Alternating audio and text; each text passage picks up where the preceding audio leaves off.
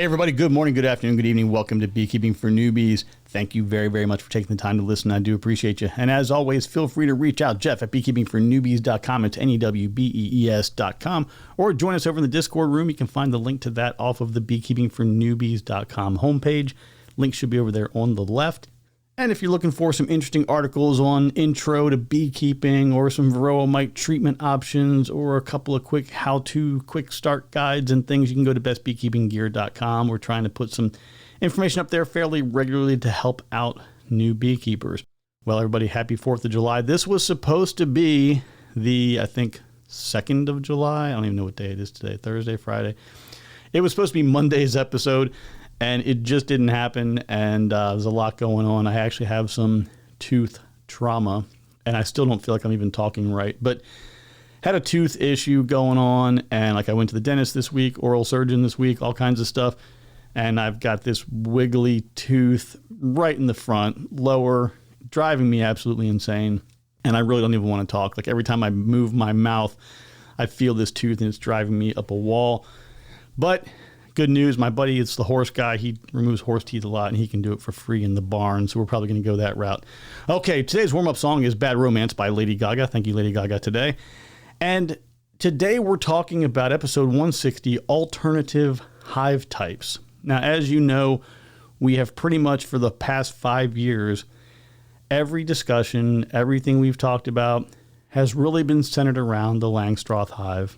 And the idea behind this is I wanted to have a baseline. I wanted to make sure if somebody said, hey, I'm trying to assemble all of my hardware and I'm not sure where this goes or where that goes, or it's inspection time, how should I do this and that? If we're working off of a baseline, everybody's doing the same thing.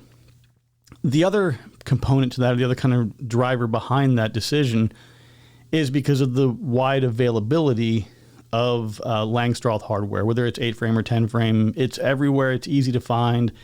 You would think that that would kind of drive the cost down because of just how available it is, but that doesn't seem to be the case. Oh, while we're on that subject, quick sidebar, Amazon Prime, whatever days, I think it's next week starting on the 8th. Sometimes you get some great deals. Sometimes they'll jack the price up and then bring it back down a couple days later, so it doesn't really come out to be a deal. But there's an app that I have. It's a little widget. If you're interested in it, just drop me a message. I'll send you a link. But it's a little widget that embeds itself like in the browser, I guess. And whenever you see the price of something, it shows you the history down below. So you can see if it's actually a lower price or not. It's kind of a cool thing. But anyway, that's coming up starting on the 8th next week. So be sure to load your cart up in your wish list and all your cool beekeeping supplies and all that good stuff. Anyway, so yeah, we standardized on the Langstroth hive just because of how available it is, and it's just simple. You know, every time someone wants to ask a question, I want to be able to give them an answer that is just consistent and pretty straightforward. But I also recognize that over time, people want to try different things. They want to experiment, especially when you get good, right? You've had a couple of years now of overwintering hives. You're getting into a rhythm, and you want to explore things or try different things. And there are some hive types that are actually, like, I would never really recommend generically to go with anything other than Langstroth starting out, just to keep it simple and to make everything a bit more, I don't want to say regimented, but it's just you can create a systematic approach to inspections and management, and it's simple. But there are reasons why other hives might even be a good starting point, and we're going to talk about that today.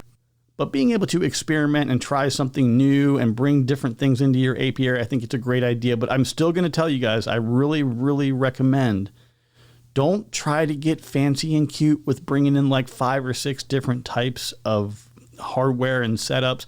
One, it gets really expensive. And we're going to talk about some of the options here today. But let's say you brought in a horizontal hive and you're like, oh, I just want to try the horizontal hive. Well, cool. If you're doing that and it's just a regular based on Langstroth, then your big expense is just the physical box itself that it's going into. But there are still management considerations and things that you don't even understand how to be a beekeeper yet. And now you're trying to understand the dynamics and how things are different in a horizontal hive as one example. So I still tell everybody, start with the Langstroth. It's a good baseline entry level.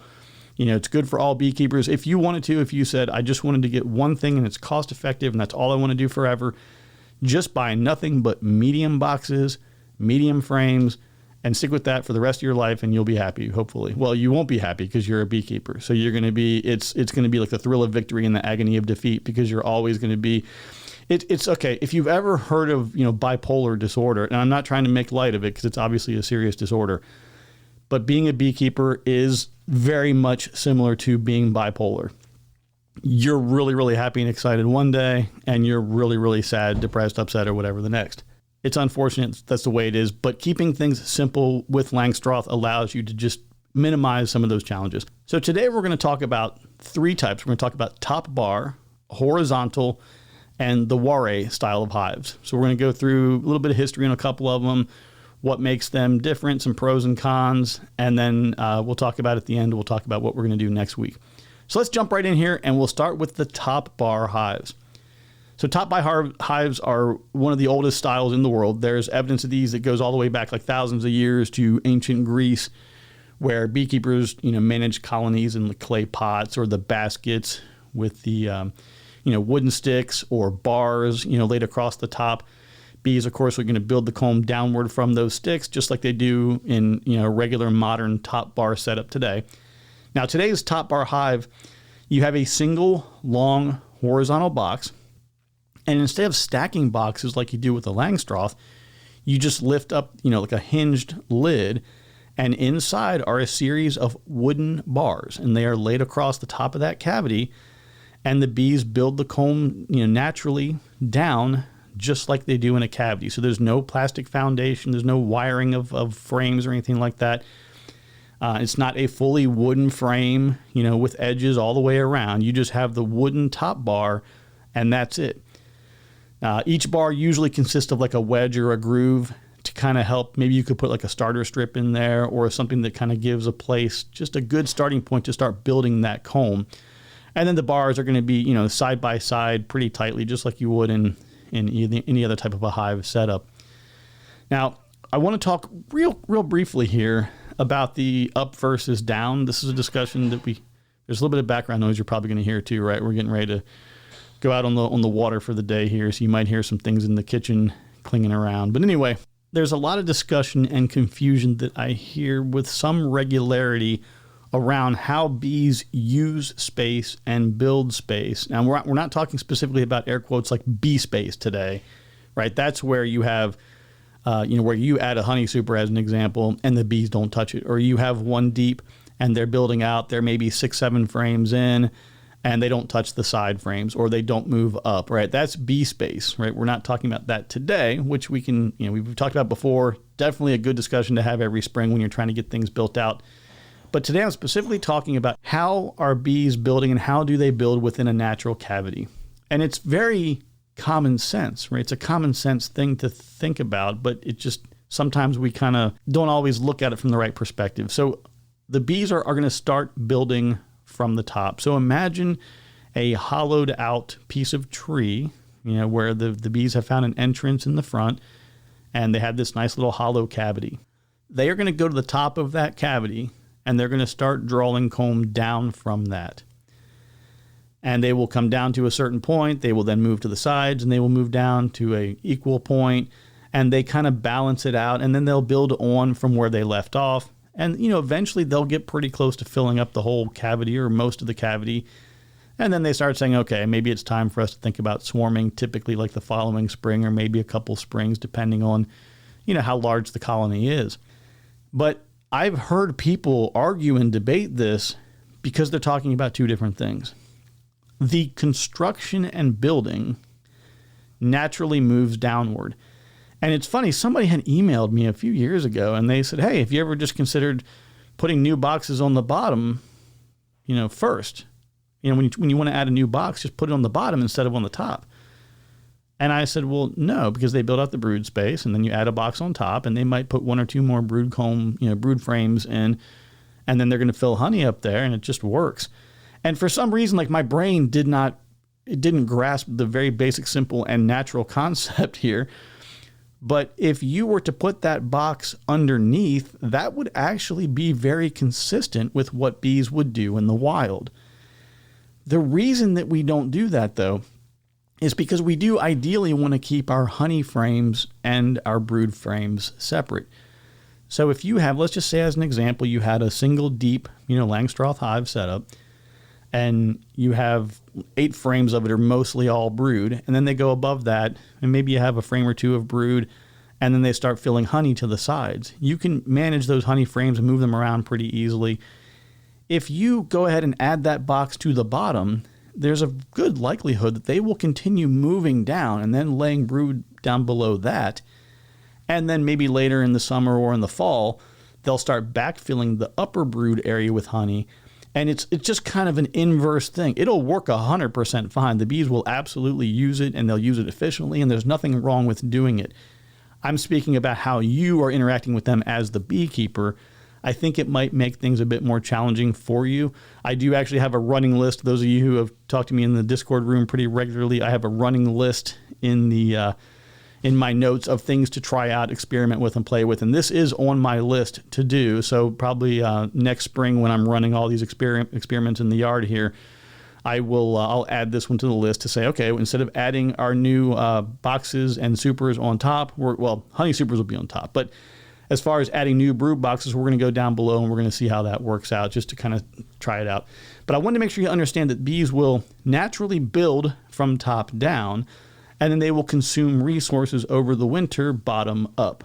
So that's kind of the way the up down and bottom up works. There's a lot of confusion with that. Now, shifting back to the top bar hive, there are some advantages to this, because with the top bar, one, I like the minimalist approach. You're just dealing with the one single wooden bar across the top. And like I said, you can put a starter strip on it or not. That's kind of up to you. But that's all you have to manage is these individual hives. You do need to pay attention to some of the potential for there to be some cross comb for them to build, from one piece of comb across to the adjacent one.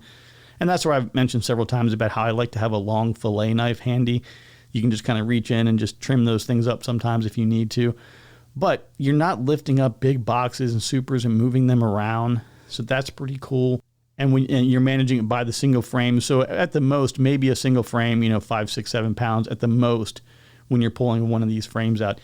You don't need to have extractors and any kind of specialized equipment when you want to get honey, because it's kind of all going to be on the same frame. So you could cut off what you needed. A lot of times what people will do is they'll just cut all but maybe the top couple of inches off, and then do sort of like the crush and strain method of harvesting, because you're not going to put these into an extractor. So if you've made a big investment in an extractor and you really like the decapping and extracting process, this may not be the best thing for you. But a lot of people get these almost as like a side hobby, side project kind of thing. Like, it's not necessarily all about honey. It's doing things in a very natural way.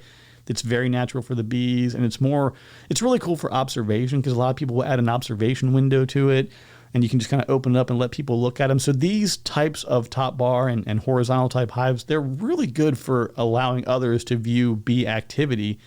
And it's a cool, neat kind of thing. But anyway, yeah, extractors and all that kind of stuff, you're not going to be doing that. So it's less equipment overall. You're not dealing with the frames and the foundation and queen excluders and stacking all the boxes and all of that. And if you want to build them, there's tons of plans online. I don't think I've posted any of them. If you need some, let me know. I'm sure I've got them somewhere. But if you're relatively basic with, some entry-level, mid-level kind of carpentry skills, you cut a few pieces of wood, glue and nail them together, and, you're up and running. If you've got the financial ability to do so, you buy one online, they'll ship it to you, maybe hook the legs onto it after that. Pretty straightforward build. But they're definitely a really, really cool and neat approach. And again, everything in beekeeping, in my opinion anyway, you have to really, I shouldn't say everything in beekeeping, I think you as an individual beekeeper, it's really helpful if you can establish what your goals are in beekeeping early on. I think that's going to be a really, really big driver. If you like the all natural or as close as possible to natural, I think the top bar approach is probably about as close as you're going to get to that. It's just a very simple and natural way of doing things. If you're like, I just want honey, I've told people several times before, if honey is your big driver, just go to the farmer's market and buy honey. I promise you it's going to be cheaper. You'll walk in and buy like a big jug of honey for $100.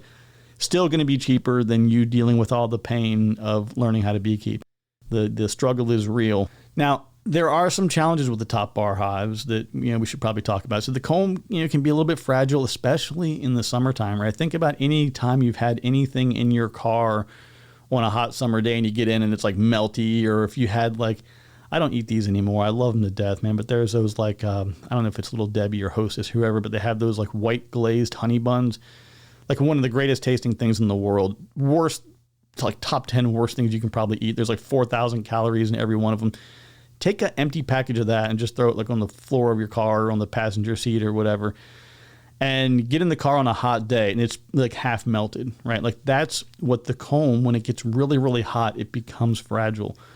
So in the absence of that support system that a traditional Langstroth frame has, you want to be cognizant of the fact that you are only being supported by that top bar. You also want to pay attention. I mentioned it briefly about the cross comb and how they can definitely build a cross. You want to pay close attention to that, because the Langstroth hive with that rigid frame, it allows you some flexibility where if there is some cross comb and they've done some wonky comb and connected a couple of adjacent frames, you have a little bit more rigidity to that structure to remove the frame, and maybe you're going to tear the comb and not rip everything completely apart. When you have a top bar, it's much, much easier to separate everything and completely rip it and destroy that whole section of comb. So you really, really got to be careful with that. We mentioned before about the kind of centrifugal force extractors. Like that's not going to happen. It's going to be all crush and strain. Definitely not ideal. Again, if you're looking to do large scale honey production, if you just wanted to have a little honey for yourself, by all means, great approach. You can definitely do that.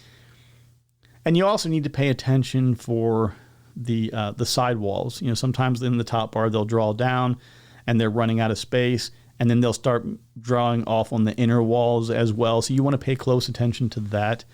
And that's also a great time to consider adding in a second one, or possibly moving some swarm cells over and starting a second colony. Now, there's another component to a lot of these types of hives that we're discussing called a follower board. And I want to talk about this a little bit earlier here so that you'll know that this is an option that you can use in in all of these types of hives. And it's very similar. In fact, somebody was talking about it in the Discord room. They defined it slightly differently, that they called it like a spacer frame. And you would be taking a frame, and you can do whatever you want with it. You can do solid wood or some kind of a light wood filler, maybe on both sides, but you're basically filling a space where the bees cannot draw comb. So imagine in a Langstroth hive, if you just had a single frame that was solid on both sides, just solid wood on both sides that you could drop in to create like a boundary. That's something that you can do for a variety of reasons that I'm not necessarily going to get into here, but this is of particular importance when you're using these horizontal style hives because of that kind of natural tendency to want to move up. And you don't want to have this big wide space for them to try to figure out. But let's say, as an example, like in a traditional or typical kind of top bar setup, you may have 20 or 25 horizontal hives or horizontal frames going across. You don't want to just drop the bees in and have all this space to manage. So what you're going to do is you may give them, let's say, 5 frames to start with, dividing up the space on the sides. As they start building out, you move the follower board over and you're expanding the space kind of on the fly. So it creates a defined boundary for the colony. It prevents the bees from building comb in the unused space, which would otherwise kind of be a little bit chaotic, and it might create some unsupported comb. And then during the colder months, the follower board can also be used to, again, shrink that cavity down to help preserve the heat and increase that likelihood of improving kind of winter survival numbers. So making sure that you have that follower board is definitely going to come in handy. And again, you can have 2, one on each side if you wanted to keep things more towards the middle, but you can always just gradually move towards the middle over time. And I would still recommend when you're adding new top bars to just slide them left or right and make a space in the middle. They really hate their brood space being broken up. And a little tip, if you're setting up any of these we're talking about today, you really want to make sure you get this as level as possible. You may want a slight tilt to forward a little bit just in case there's any liquid or anything on the inside from a storm or whatever may happen with condensation. But you definitely want to have it level side to side. You want that comb to be drawn down nice and evenly, not at a weird kind of angle because you've got one side 4 inches higher than the other. And again, backyard, small hobbyist, more natural, low intervention style of beekeeping, people looking to not have to lift big, heavy boxes and having expensive, honey extracting equipment. These are all great reasons for like a top bar kind of setup. Now, I'm going to move over to the horizontal hive here, and this is not all that different from a traditional Langstroth hive. It's just that we're going to go horizontally instead of vertically. So just like with the top bar, you're not going to be lifting up heavy boxes. You're not going to be having to stack things, rearrange things, deal with all of the potential height issues as things go higher and higher. It's all going to stay horizontal. So the bees are going to extend everything sideways, just like they would, in any type of horizontal type of layout. You're doing the same thing, with the follower board, just like we discussed on the top bar. But the real question in the horizontal setup is, are you going to stick with the two, I think most popular would be like a long Langstroth, what they call long Langstroth. So it's basically Langstroth frames going horizontally, or the Layens hive. They both use that same kind of horizontal layout. It's just some differences in size, and obviously the equipment's not compatible with each other. So first I'll talk about the long Langstroth. This is going to be somewhere between 36 inches, 3 feet, and 48 inches, 4 feet. So like just over like 1 to 1.25 meters, something like that. The nice thing with this is it's particularly great. There's a member, or not a member of the Discord, but somebody who is a listener who has emailed me that is a disabled veteran. They're actually starting a business trying to really focus a lot on horizontal hive kind of configurations, building them professionally. And the idea is for folks, like himself, who's had some service-related injuries, and many of us out there who have issues with our backs and other things, trying to find a method that allows, think about somebody who can roll up in a wheelchair and pull up to the side and do an inspection. Right. And there's different things out there today that are allowing veterans and others who've had injuries to be able to do inspections and perform beekeeping tasks from a seated position. And there's some neat things being done with actually removing frames with one hand with the assisting devices and other things. So this gentleman's working on putting something together with that. Anyway, on the Langstroth, the long Langstroth, you're using the same equipment. You might be, somewhere in that 20 to 30 frames wide. You're going to use a follower board again to minimize the space. Certainly easy to build if you're following regular Langstroth kind of length dimensions, and you just make it wider. You can do custom if you want. However you want to do it, it's fine. There are some very technical reasons why horizontal building is different from vertical. And it deals to a lot of overwintering and the heat and how heat moves up, and being horizontal doesn't really get a chance to move up in the same way. There are some dynamics about that, but I don't really want to dive into that today because we have so much hardware to kind of cover. If somebody's like, hey, I really want to talk about the thermodynamics of horizontal hives and beekeeping, we'll do a separate episode and discussion around that. Now, some things that aren't necessarily as great with this horizontal long Langstroth kind of approach. It does have a bigger footprint in the yard. It's probably going to be, 2 to 3 times as wide, maybe. They can still be heavy, so you want to make sure that even though you're not having to lift them every day, you do want a very solid surface underneath. So you may lay down some stone, and then on top of the stone, you may use some kind of 4x4 supports or whatever. Just be smart ahead of time. Ask people in the Discord room, ask your mentor, your bee club, for some suggestions and recommendations, but just make sure you have a really sturdy foundation that you're working from. And you really want to pay attention to, because the horizontal expansion, it definitely changes some of the swarming cues and some frame management. So you'll want to pay attention to it, just the bee behavior. Just watch the bees, see what they're doing, pay attention to how they're laying. What does the frame look like? What is on the frame? And how are they storing things in adjacent frames in relation to that one? A lot of it's going to be very much the same. But again, there's just their mindset of the natural vertical movement is going to have to get adapted. Now, I wouldn't worry about this too much. Don't get hung up on, oh no, it has to be vertical or it'll never work. Like, that's my thing with the horizontals. I don't like it. My brain can't do it. My brain cannot wrap around the idea of going horizontally. Completely counterintuitive to me, and I can't do it. I just can't. And I know that it works. Like if you look in a roof, like in a like roof rafters, there's a slight slope to that. But how many houses have you seen where they cut the roof open and you've got all through the rafters a bunch of honeycomb? And that's sort of horizontalish with a slight elevation to it. The bees figure it out. They make it work. I just individually can't wrap my arms around it, and because of that, I'm out. Next option is the Layens hive. So Layens hive is completely different horizontal system. It was originally developed in Europe, and it gained a lot of interest in the U.S., and it's still, a lot of people today are still asking about it and trying to check it out.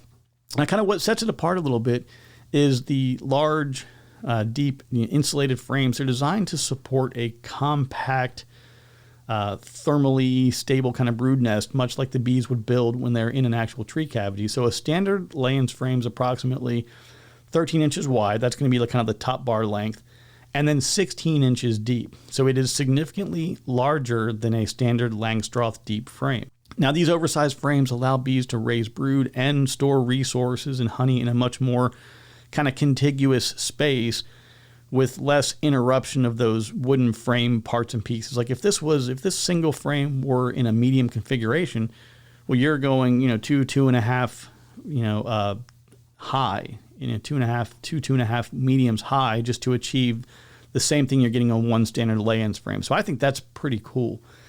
And same thing, they're typically going to be in that 12 to 20 frame kind of category if you decide to go this route, and it's a single, insulated box.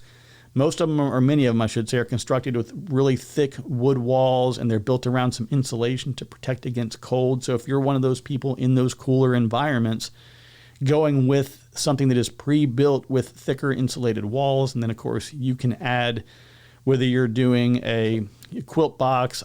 My big thing against quilt boxes is that a lot of people are like, why does Jeff hate quilt boxes? I hate quilt boxes because a lot of people throw a bunch of a lot of people throw a bunch. Why can I not say that today? A lot of people will throw a significant amount of insulation up into the top of this area that they're storing, or that they're configuring for their quilt box, and it's just insulation up there. And then the moisture gets up there, and the moisture saturates the insulation. And wet insulation does nothing. It provides no value, no R factor, no nothing. So wet insulation doesn't work. Because of that, I use the styrofoam insulation in mine. It does not absorb a bunch of water. It kind of rolls off, and it works really, really well. So that's my big thing against quilt boxes. If you've got a solution that manages the moisture, keeps it dry, and allows it to be an insulator, perfect. Whatever your top insulation solution is, great. But this is something that's a bit more inherent to what I've seen, or at least the ones I've seen on the Layens side. It's inherently designed for that already. I don't know what they do on the top. I'm not real deep with these. I don't use them myself. But I think it's definitely a cool thing. What I like most about it is having a lot of resources on one frame. Now, yeah, it's probably a little bit heavier than like a standard Langstroth frame, which we'll talk about that in your pros and cons sections. But unlike the Langstroth, the Layens is still, it's a more of a hands-off, minimal intervention kind of approach. Okay, so let's go through some pros and cons here. So they're good with thermal regulation due to the deeper frames, the insulation. Now, one pro to it in some ways is a lot of people are getting these because I guess some have advertised them as less intervention needed, fewer inspections and things because of Varroa, because of IPM challenges, because of small hive beetle and other things. I don't care what kind of hive style and approach that you're using, like IPM, integrated pest management, this has to be top of mind. So in the old days, like you could just set a hive up and have basically very little involvement, and you could just have a beehive and a colony that would live there, and they would supersede, and new queen would replace, and it would just keep going for decades. And this is not an unusual thing at all. You just can't be that hands-off with Varroa anymore. You have to be active, engaged in solving that, at least for your bees. Don't worry about what other people are doing. That's their problem. Fix your bees first. Focus on taking care of your bees. So I have this in the pros column as far as like fewer inspections kind of needed. Now, one of the cons here is that obviously it's got its own unique gear, right? So if you've got a couple hundred, Langstroth frames around, bad news for you, none of this is going to be compatible, right? So these larger frames, they can be a little bit awkward to handle, especially when they are fully drawn and they're filled with, honey and a lot of anything. The other thing too is it's not as well known. There are fewer people in the U.S. and particularly mentors, people who can help you learn how to use them properly. Now, the beauty of like YouTube and other things, you can find people who are going to tell you all the tricks of the trade of how to use these things. The problem I would say with that is while that's a great resource to have, like everything else, there's a ton of really, really bad information out there. And I think a lot of people, I've started to realize, a lot of people have decided, look, I'm not going to worry about quality. I'm just going to get on YouTube every day and make a video about something and ramble. And I'm going to have enough volume of information out there that eventually I'll get enough people watching that will get me monetized. And it doesn't matter if my information is good. And when people yell at me and tell me how bad I am and how terrible that my video is and how everything I'm doing is wrong, that's engagement. Those comments help the algorithm and they help that person get in front of more people. So you're propagating disinformation over and over and over again. So you really, really have to be careful in beekeeping. Like I tell you guys, listen to me and take what I have with, what I tell you with a grain of salt and go ask somebody else. And I've had people say, hey man, like I'm kind of concerned you said this and I don't think that's right. I don't mind that at all because we're all learning and we're growing together, right? So if I make a mistake or I misspeak or if I'm just flat out wrong, I really would like to know about it. So don't hesitate to reach out if you think I'm wrong. We can have a nice little happy debate about it and go from there. But you're not going to have as many folks who know the Layens as people who know Langstroth. And again, there's that big upfront initial investment. If you're not using any of that hardware today, you're kind of starting over from scratch and buying a whole lot of new hardware that, again, not compatible. Okay, so we're going to move on to our last one of the day today. And this is the Warre, W-A-R-R-E, with the accent aigu for the French folks out there. The accent on the E that is leaning from left to right. I can't believe there's like 5 things I remember from French. The accent aigu is that one. So the Warre hive is often called the People's Hive or Ruche Populaire, developed in the early 20th century by French monk Abbé Émile Warre. After studying more than 300 hive designs, Warre aimed to create a hive that was simple, natural, affordable, and aligned with how bees live in the wild. The result is a vertical hive system that looks similar to Langstroth at first, but functions very differently. So the design and the structure of this, so these are going to be stacked vertical boxes. And, Warre hives, they're made of small square boxes. And just like Langstroth, where you kind of stack them on top of each other, it's the same kind of concept as far as a physical box, but they're not opened and manipulated as frequently. We'll talk about that in a minute. There are foundationless top bars. So inside of each box, instead of standard frames, Warre uses a top bar. So just like a wooden guide, just like we talked about with the other top bar hives, and that's going to be across the top of that cavity. And bees are going to draw their own natural comb from those bars. Now there is a management term called nadiring. Okay, and this is the key management differentiator in the Warre approach compared to others. So instead of placing new hive boxes on top, you're going to add these on underneath. I kind of alluded to that a little bit early on as to that, just general as a way of doing things. But this nadiring process adds new boxes underneath, which encourages the bees to continue drawing downward just like they would in a natural tree cavity. The cool thing with Warre hives, they're easy to build, just basic woodworking tools, pretty affordable lumber. There's no complex joinery or frame making or any special hardware to just make the boxes that you would use in this kind of setup. So this is another one of those styles of hive that's good for people who are going for more of a natural, sort of the air quotes, treatment-free beekeeping, which still scares the bejesus out of me, but I like to, at least recognize that some people are going forward with that approach. Okay, I'm going to take a pause here and talk about that. I would absolutely love to have a 100% all-natural, no treatment beehive. That would be great. There are different, obviously you can get queens that have varroa-sensitive hygiene that are bred to be able to kind of sniff out that varroa mite inside of the cell, yank out the developing, pupating, worker or drone, throw it out of the hive before they have a chance to reproduce. That's really cool. That's really awesome. If you have the ability to do very attentive, detailed management and research, and you are really, really staying close with the numbers and paying attention to things, I think that going for a treatment-free approach is okay. I think most people, I can't say that scientifically here. I think a lot of people do it because it's just a lazy way of saying, I'm going to be natural, because they just don't feel like spending the money on the treatments. If you are doing nothing, if you are not at least starting with varroa-sensitive queens, VSH queens, that's just a starting point. That is not the end all be all. You have a VSH queen and that's awesome. But you're a brand new beekeeper and you've decided that I'm getting this VSH queen that I spent $50 or $80 or $400 on. I've seen some pretty crazy pricing on them. You buy this VSH queen or a colony, a nuke with a VSH queen, and then you're brand new and you mess up and you poorly manage them and they swarm and now your VSH queen is gone. So yes, you do have her genetics left behind, and those genetics now have to go out and breed openly with drones who probably do not have the VSH trait. So you're losing those genetics. Right off the bat, you're losing those genetics. So that to me is probably the biggest problem. But outside of that element of things, if someone says I am treatment free, then I'm assuming that means there is some treatment or at least some monitoring taking place. And a lot of people aren't even doing that. So what is the strategy, right? I mean, if you're going to go into beekeeping and you say, I'm going in treatment free and we're going to be all natural. Okay. But at some point you have to recognize you're in the business of animal husbandry, right? Just like you have livestock. If you have a field of 100 head of cattle and you're like, we're going to be all natural, and all of your cattle start getting sick and they're laying on the ground and they're going to die, do you just let them die and be like, no, we're all natural. They're natural selection. We're just going to let them all die. Or do you say, geez, well, that didn't work out so well. Let me save the lives of my cattle. Your honeybees are the same thing.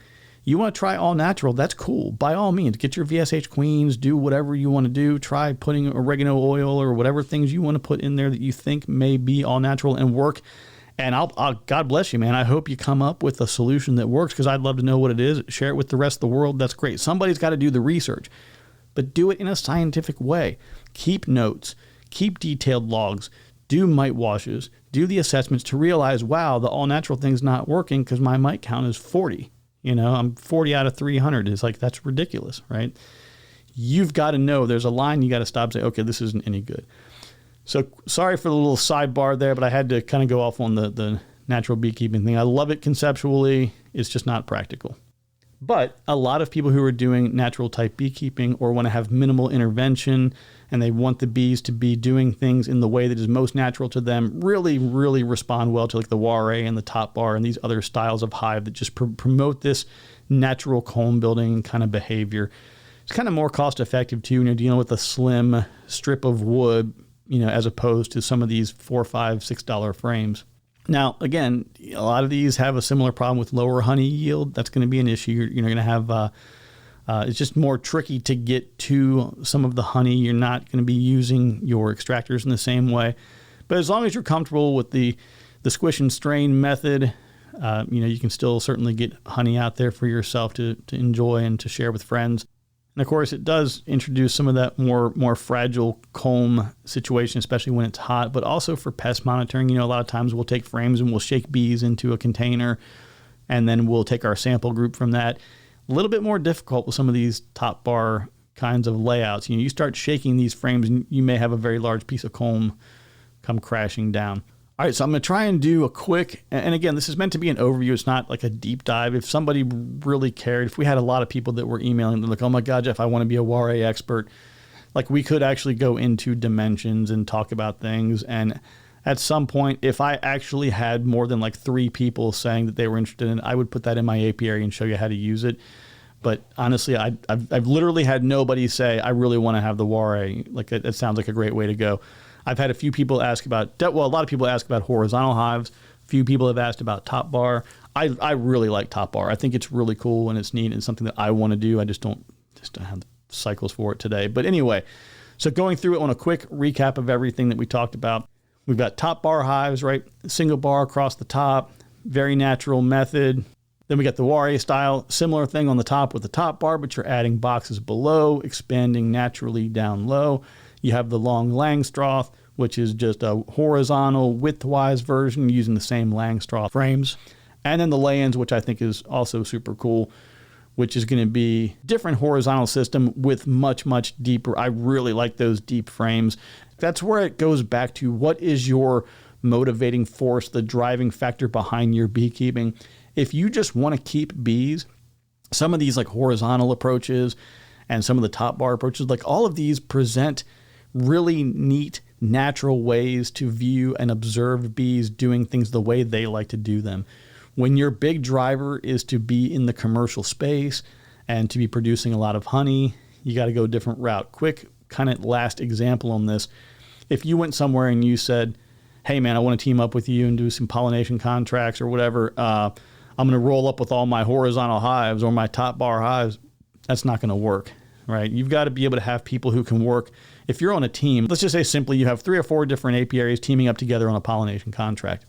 Everybody's going to be working together doing things. Somebody's going to say, hey, look, over in this area, we need this done. This needs to be done over here. And you're just going to be working across each other's things and helping each other out. Or, as far as loading and unloading goes, you need things that are standardized and consistent. So as an example, you may say, all of us are going to contribute either, colonies that are either configured as 2 deeps or a single deep with 2 mediums.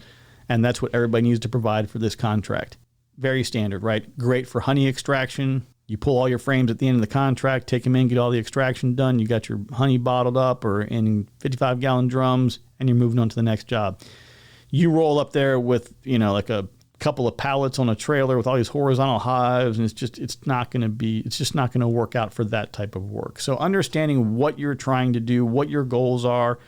Are you trying to go commercial? Are you trying to sideline and do some couple of odds and ends pollination type jobs on the side? Or, are you going to be an educator? Like you may say, look, I just want to go around and go to elementary schools and teach people about honeybees. I'm retired. I'm set. I don't need any money.